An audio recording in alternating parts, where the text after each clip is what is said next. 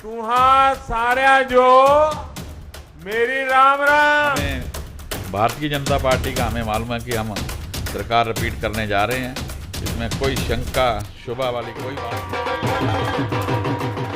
Bilaspur AIIMS एक और बदलाव का प्रतीक थी और एम्स के अंदर भी एक ग्रीन एम्स के नाम से जाना जाएगा। और हमें पूरा यकीन है कि इस बार फिर हिमाचल प्रदेश में भारतीय जनता पार्टी बहुत ही अच्छे बहुमत के साथ सरकार बनाने जा रही है। हिमाचल के लोगों को घुमावदार रास्तों से मुक्ति दिलाने के लिए सुरंगों का जाल भी बिछाया।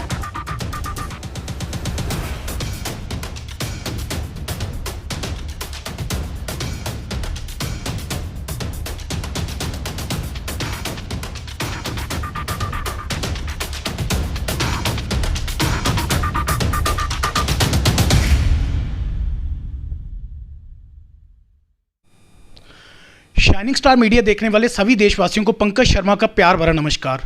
तो आज शाइनिंग स्टार मीडिया की एक नई पेशकश जिसका नाम है एक खास मुलाकात। तो इस नई पेशकश में हम आपको एक ऐसी हस्ती से मिलवाने जा रहे हैं जो कि हिमाचल के गगरेट विधानसभा से हैं। मैं इनका परिचय देने से पहले आपको बताना चाहूँगा कि ये समाज सेवी हैं और इनका जो चेहरा है वो एक ऐसे समाज सेवी के तौर पर उभर के सामने आया है कि जिसको लेके लोगों ने इनको बहुत सराहा है और लोग इनकी तारीफ़ें करते नहीं थकते। तो आइए इन्हीं से पहले जानेंगे कि इन्होंने समाज सेवी होने के नाते किस तरीके से ग्राउंड लेवल पे कार्य किए हैं और कार्यों को अमली जामा पहनाया है। बिशप जी सिंह जी, आपका हम सबसे पहले शाइनिंग स्टार मीडिया में स्वागत करेंगे। धन्यवाद। मैं भी शाइनिंग मीडिया का गगरेट पहुंचने पर हार्दिक अभिनंदन करता हूं, वंदन करता हूं। इस वार्ता के लिए आपने मेरे को इस काबिल समझा, मैं उसके लिए भी आपका धन्यवाद करता हूं। तो सर, हम सबसे पहले शुरुआत करेंगे आपके सामाजिक कार्यों को लेके। यहाँ तक हमने विधानसभा का दौरा किया, गगरेट में काफ़ी लोगों ने हमें ये बताया, हम गांव-गांव जाके डोर टू डोर भी हमने लोगों से बात की है, तो वहाँ से हमें ये पता चला है कि आपके द्वारा किस तरीके से सामाजिक कार्य यहाँ पे किए गए हैं। जैसे शिक्षा को लेके मैं बात करूँ, आपने वहाँ भी विद्यार्थियों की काफ़ी हद तक मदद की है। और घरों को लेके बात करूँ तो यहाँ तक मैंने सुना कि आपने वहाँ पे भी लोगों की काफ़ी मदद की है। इस तरीके से कई कार्य हैं, लेकिन सर मैं ये जानना चाहता हूँ कि वो कार्य आपने कभी उसको प्रकाशित नहीं किया और अपने आप को हाईलाइट करने की कोशिश नहीं की, तो उसके बारे में सर क्या कहना चाहेंगे आप? इसके बारे में यह कहना चाहता हूँ कि मैं भारतीय जनता पार्टी का कार्यकर्ता हूँ, तो ज़्यादातर लोग पार्टी की वजह से किसी भी कार्य को अगर मेरे को बोलते हैं तो मैं उसको करने के लिए हमेशा तत्पर रहता हूँ। जहाँ तक मीडिया में इस बात को लाने की मैंने कभी ज़रूरत समझी नहीं, क्योंकि जैसे सभी अपने लोग हैं। अगर मीडिया में जैसे किसी के बच्चे की अगर फीस दे रहे हैं हम, या किसी के मकान बनाने के लिए कोई मदद कर रहे हैं, तो कहीं ना कहीं मेरे को ही खुद को ये अटपटा लगता है कि समाज सेवा तो जिसको मैं मदद कर रहा हूँ उसको पता है और मेरे को पता है, या उस भगवान को पता है। तो अगर हम उसमें मीडिया में करेंगे तो जिसकी मैं मदद कर रहा हूँ तो उसको भी बहुत ज़्यादा वो लगता है। कई बार कई लोग बोलते हैं कि हम हमारे रिश्तेदारों को जब कोई समाज सेवी सेवा अगर हमारी मदद करके जाता है और वीडियो डाल देता है तो हमें बहुत ज़्यादा अटपटा लगता है। हमारे रिश्तेदारों के फ़ोन आते हैं, तो एक दो जगह से ऐसी भी मेरे को, लेकिन मैंने शुरू से ही जब भी मेरे पास कोई आया है तो मैंने उसका जिस ढंग से भी कोई मदद तो होती है तो मैं करता हूँ। जैसे बच्चों की, कई ऐसे गरीब परिवार हैं जो बच्चों की फ़ीस नहीं दे सकते, और कई लोगों के मकान बनने होते हैं जैसे, तो उनको बिल्डिंग मटेरियल का भी मैं मेरे से मदद लेके जाते हैं। और भी कई तरह से, जैसे कोई बीमार है, हॉस्पिटल में जाना है उसको, तो भी कई, मैं आपको बताऊं कि मैंने कभी लिखा भी नहीं। अगर मेरे पास कोई आया तो मेरे को इतना मालूम है कि मैंने इनकार कभी नहीं किया। कुछ भी हुआ, कुछ अपने दोस्तों से भी मैंने कई बार करवाया। अगर कई बार कोई किसी को पंजाब में ज़रूरत पड़ती है या अपने हिमाचल प्रदेश में किसी और ज़िले में भी ज़रूरत पड़ती है, तो वहाँ जो हम मेरे परम मित्र लोग हैं तो उनसे भी मैं कई बार मदद करवा देता हूँ। तो ये मदद तो शुरू से जो हमारी सनातनी पद्धति है उसमें तो बोला गया है कि अगर आपके पास है, अगर कोई मदद मांगता है, अगर आप उसको मदद नहीं करोगे तो भी आप भगवान की नज़र में दोषी हैं। अगर मदद करने के बाद किसी का उपहास ही उड़ाया जाए तो वो भी एक किस्म से दोष ही समझता हूँ मैं। इसलिए मैं इसको मीडिया में नहीं लेके आना चाहता, और ना ही मैं आगे के आने वाले टाइम पे मैं अगर किसी की मदद करता हूँ तो मैं ऐसा कभी नहीं चाहूँगा कि निज हित के लिए किसी का उपहास उड़ाया जाए। इसलिए हम मीडिया में नहीं लेके आते। कहने का तात्पर्य ये हुआ कि आपको सुकून मिलता है लोगों की मदद करके। तो इसी के साथ हम अगले सवाल की ओर रुख करेंगे। तो बिशपजीत जी, यहाँ तक हमने ये सुना है कि भाजपा और संघ आपके ब्लड में है, आपके खून में है, जो कि आपके दादा परदादाओं के टाइम से आपको विरासत में ये चीज़ मिली हुई है। तो कैसा लगता है जब आप भाजपा के साथ जैसे जुड़े हुए हैं, संघ के साथ आप जुड़े हुए हैं, उसको लेके आप कार्य कर रहे हैं, और क्या कहना चाहेंगे इसके बारे में कि क्या आगे भी भविष्य में ये खून इसी तरह से रहेगा? बिल्कुल। मेरे को भारतीय जनता पार्टी ने जो भी जिम्मेवारी आज दिन तक दी है उसको मैंने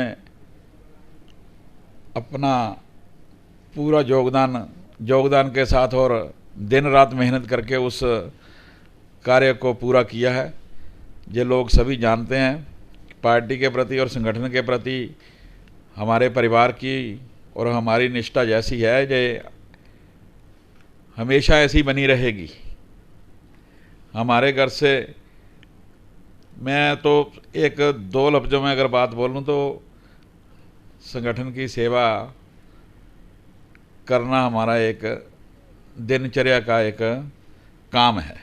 जैसे ही पार्टी का कोई काम होता है दिन में, तो हम उसको टाइम निकालना सबसे पहले समझते हैं कि आज ये काम पार्टी ने दिया तो ये काम करना ही करना है। अपना काम पीछा, ये आपकी रोज़मर्रा की ज़िंदगी का एक हिस्सा बन चुका है। पार्टी के बगैर हम कुछ नहीं है।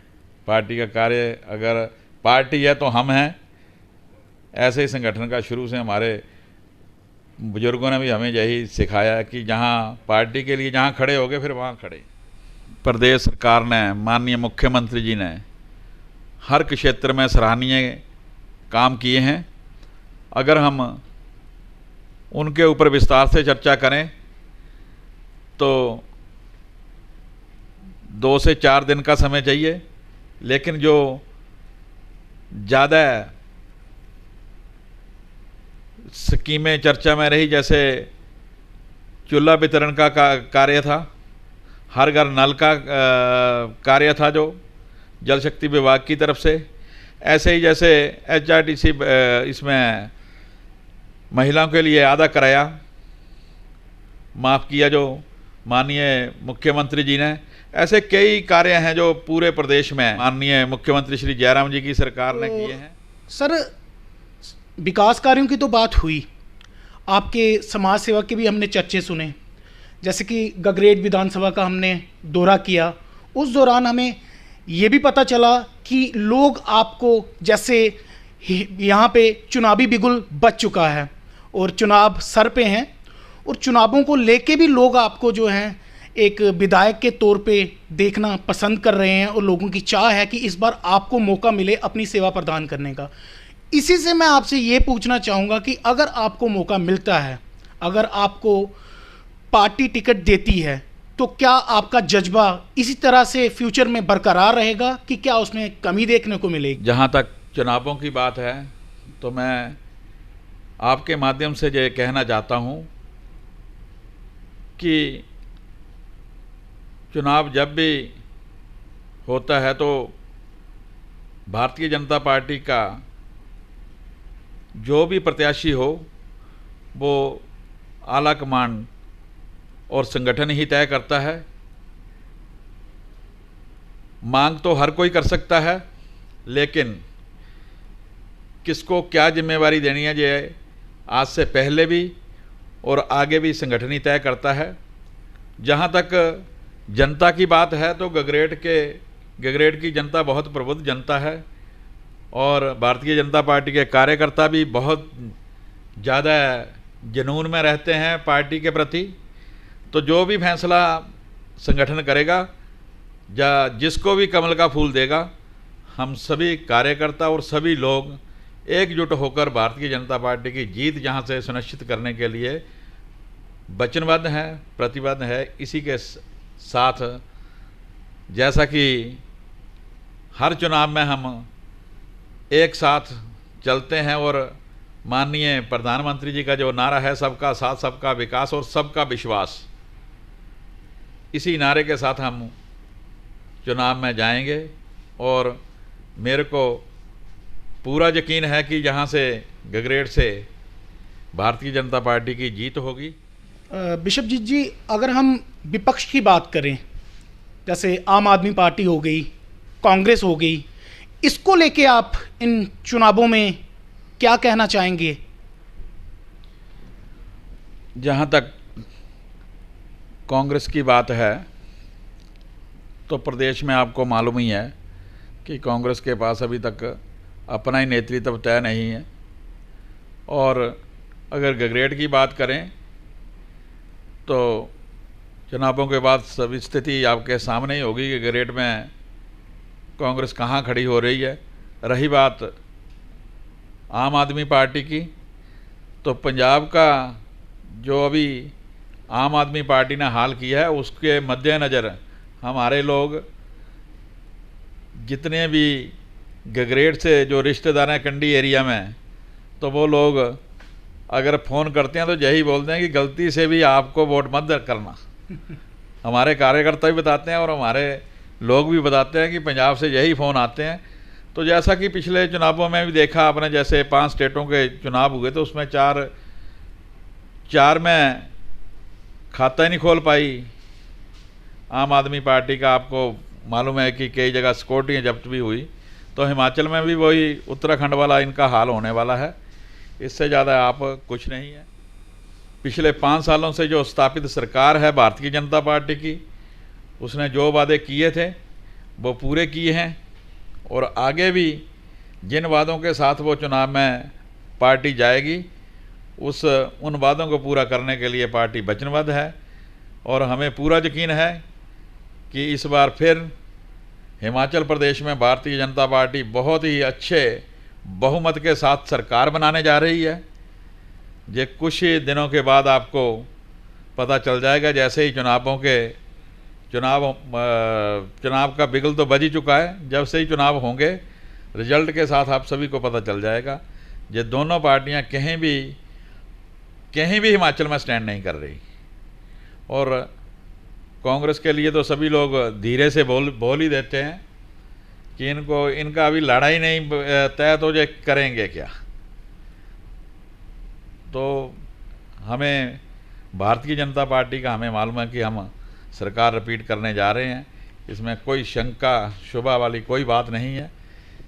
जितने कार्य इन पिछले 5 सालों में हुए हैं उससे भी कहीं ज़्यादा कार्य आने वाले सालों में होने वाले हैं, क्योंकि ये डबल इंजन की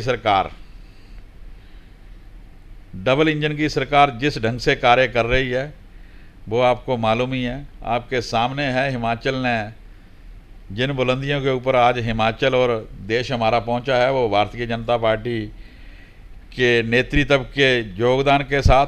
और हमारी पार्टी ने भी जो पिछले 7-8 सालों से जो तरक्की की है, भारतीय जनता पार्टी ने जैसे पूरे वर्ल्ड में 10 करोड़ से ज़्यादा कार्यकर्ता हमारी पार्टी के हैं, उसके लिए भी मैं पार्टी नेतृत्व और पार्टी कार्यकर्ताओं